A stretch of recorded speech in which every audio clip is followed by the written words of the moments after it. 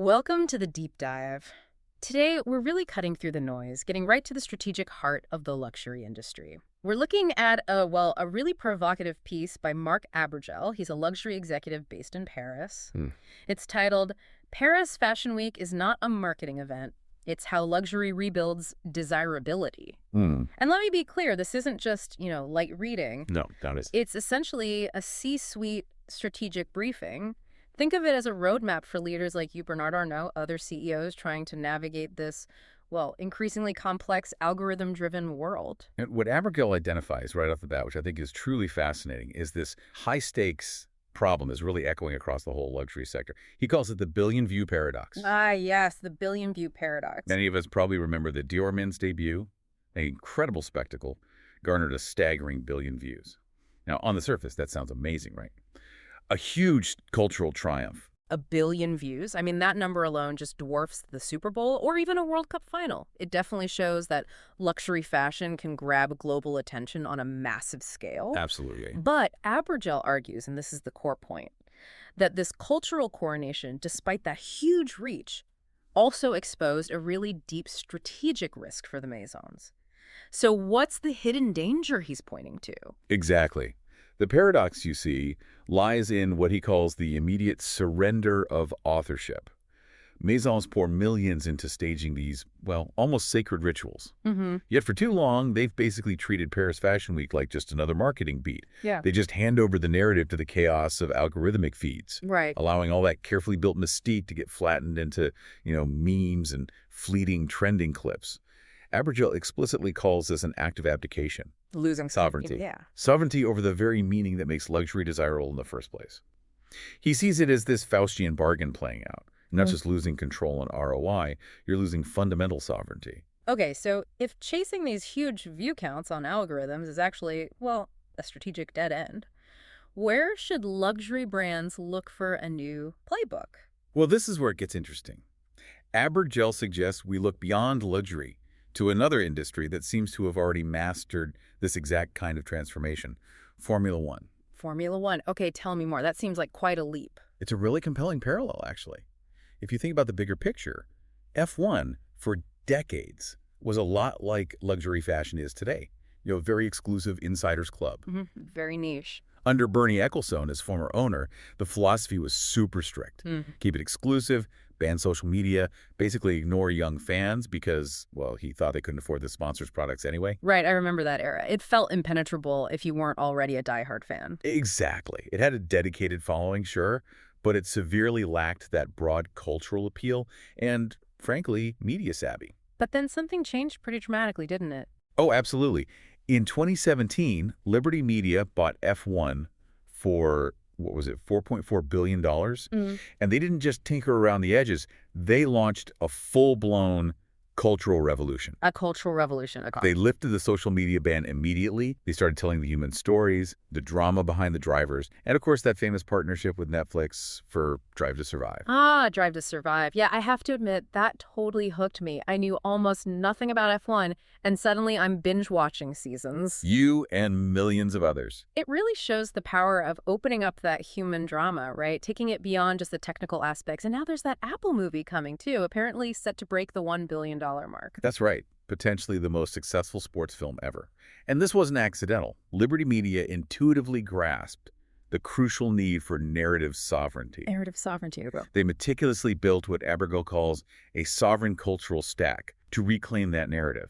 They understood that owning the story, controlling how it's distributed and framed, that was absolutely key to its long-term value. And the results speak for themselves, don't they? It's been astounding. Truly transformative. F1 went from being this niche, exclusive sport to a genuine global cultural phenomenon. The fan base surged, what is it now, over 800 million? 827 million projected, yeah. Incredible. And with 43% under 35 and 42% female by 2025, that's a huge demographic shift. Huge shift. And that cultural power attracted major partnerships, right? Disney, Lego, and crucially for this discussion, LVMH itself, a historic 10-year global partnership signed just this year, 2025. Precisely. And Abergel doesn't just present this as, an interesting analogy. Yeah. He frames it as the proven blueprint for luxury. He actually says, and I think this quote is powerful, Okay. F1's revolution wasn't just on the track. It was a masterful sovereignty play in culture itself. He talks about turning the paddock into a stage, athletes into protagonists, Yeah. seasons into serialized drama. Creating that pull beyond just the race itself. Exactly. The blockbuster partnerships, the cinematic series, the human rivalries, these are not byproducts. They are the very architecture of its new kingdom. Yeah. This is the blueprint for transforming a niche ritual into a global cultural nation. A global cultural nation. Wow, and the lesson for luxury, he puts it bluntly. This isn't about selling out. It's about scaling sovereignty. Scaling sovereignty. I like that. It reframes the whole objective. Yeah. So, okay, F1 is the blueprint. But what's the actual actionable playbook for a luxury maison? Abergel lays out the Coronation Playbook, a 5-act strategy to reclaim that cultural sovereignty. It sounds very deliberate, focused on authorship at every step, so the algorithm can't just hijack the narrative. But how do you do that? What are the acts? It's a very carefully choreographed sequence. Let's break it down. First, Yeah. Act 1, the summons. The summons. Okay. Think about it. Every coronation starts with a call, something that commands attention. But this isn't just, a quick social media teaser trying to generate fleeting buzz. Right. Not just show starting soon. Yeah. No. Abergel calls it an artifact of culture designed to set the narrative on sovereign ground. Think about Prada, how they've collaborated with directors like Wes Anderson on those short films. Ah, yeah. Those are beautiful. They're not just ads, right? They're invitations into a whole universe.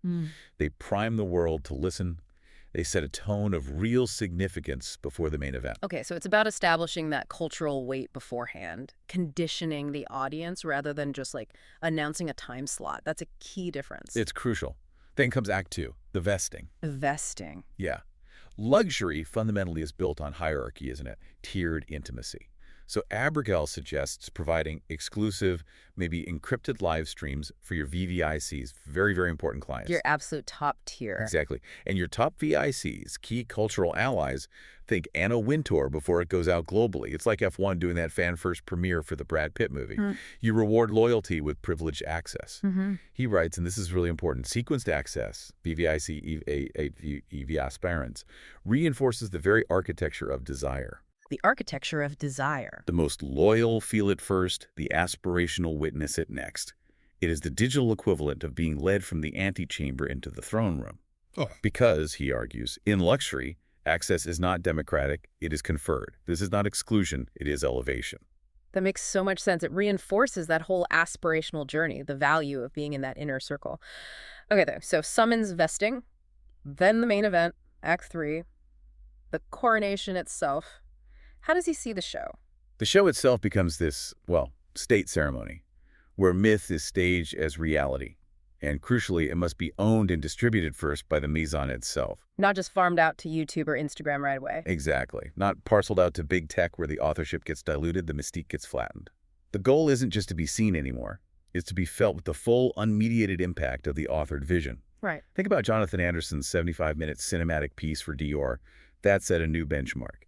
It proved that, as Abergel says, authored intimacy, not algorithmic noise, can stop the scroll. Authored intimacy, yeah. And create a gravitational pull of 1 billion viewers. It's about really bringing that LVMH motto, savoir-faire, revers, know how to make people dream to life, but with real cinematic rigor and absolute control. Okay, so you have this powerful authored coronation moment. But the goal isn't just for it to happen in Paris and be done, right? Its influence needs to spread. What's Act 4, the proclamation? Correct. A coronation's power can't be contained. It needs to radiate globally. So Act 4, the proclamation, involves transforming your flagship stores into what Abergel calls cultural embassies. Cultural embassies? Interesting. Yeah, they don't just host, viewing parties. They stage their own intimate, localized coronations. Think curated events, private screenings, exclusive installations related to the show. So extending the ritual geographically. Precisely. Just like F1 had premieres for its movie in Times Square in London, extending that narrative. It makes, as he puts it, retail become ritual. Flagships become embassies. Geography becomes soft power. You're projecting that cultural sovereignty worldwide, making the physical space part of the authored story. Okay, that makes sense. And then finally, we have the problem of digital content just disappearing, right? That algorithmic decay Abergel mentions. So Act V, the canonization. How do you make it last? Right. In this algorithmic age, that kind of impermanence is luxury's enemy.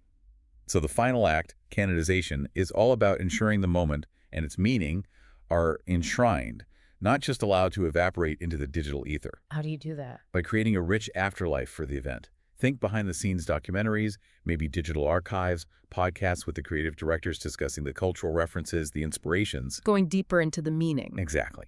And crucially, partnering with museums and cultural institutions to, quote, enshrine itself into the fabric of civilization. Mm-hmm. Louis Vuitton, working with the Musée d'Orsay, that hinted at this potential, as Abergel puts it.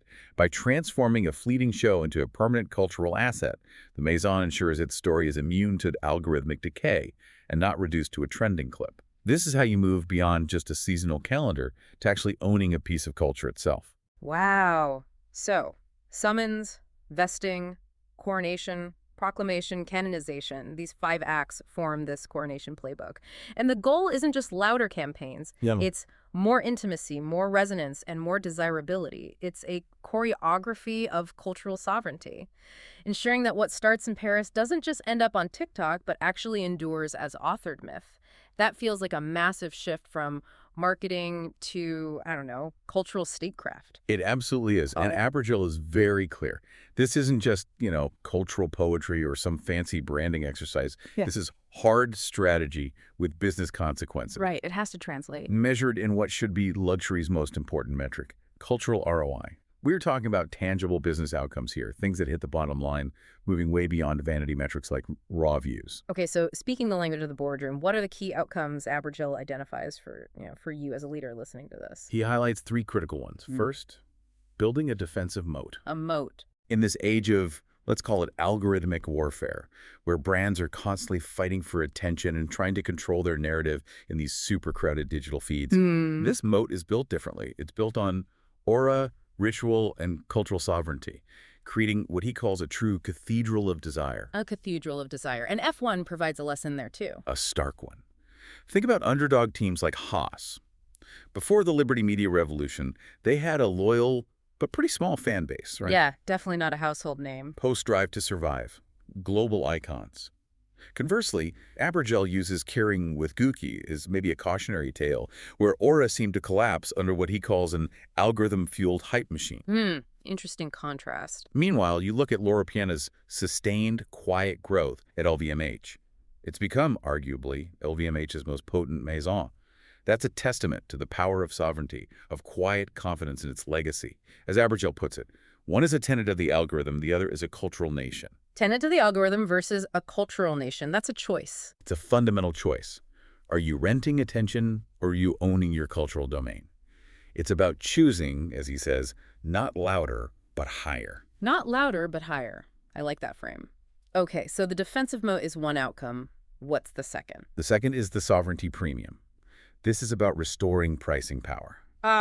Crucial. By rebuilding that myth, that cultural weight through the coronation process, a maison rejustifies its price premium on fundamental terms.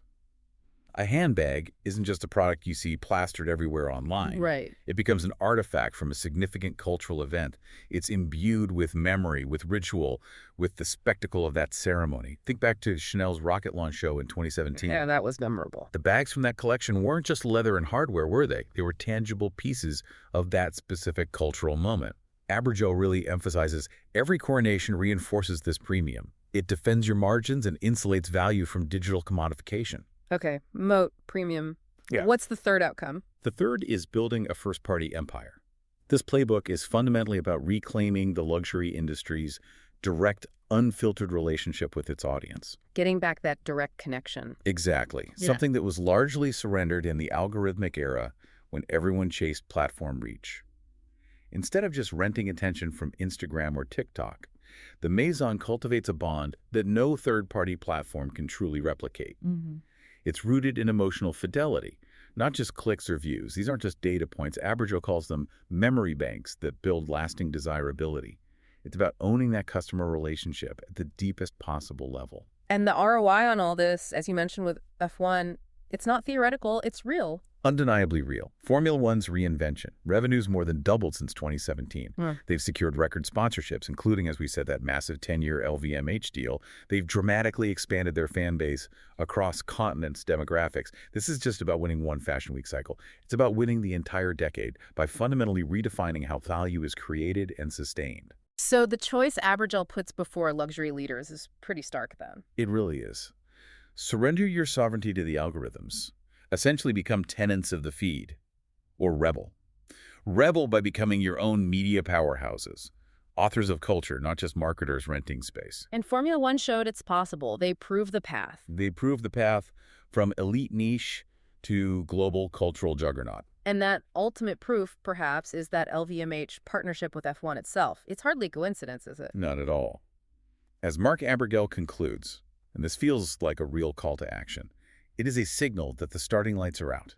The starting lights are out. The world's leading cultural nation, LVMH, recognizes the value of sovereign storytelling, authorship, coronation, and is positioning itself at the crossroads of adrenaline and art de vivre. This isn't just a prediction anymore. It feels like an imperative. So, as you listen to this, what stands out to you from this really powerful vision? Marc Abergel makes it incredibly clear. Maisons that embrace this coronation model, they move beyond the seasonal calendar. They step into the realm of authored culture, of sovereign taste. They become these cultural nations that export mythology, memory, and soft power on a scale that's almost civilizational. Which really brings us to a crucial question for you to consider. Are you currently staging collections, or are you consciously constructing cathedrals of desire? Because Abergel argues the future of luxury lies not just in its beautiful products, but fundamentally in its ability to master the narrative, own its stage, and ensure that what begins in Paris truly endures as authored myth. For more deep analysis on exactly how luxury, culture, and tech converge, you should definitely subscribe to Marc Abergel's Cultural OS Substack. You'll find the kind of insights that can really help you build your own cultural nation.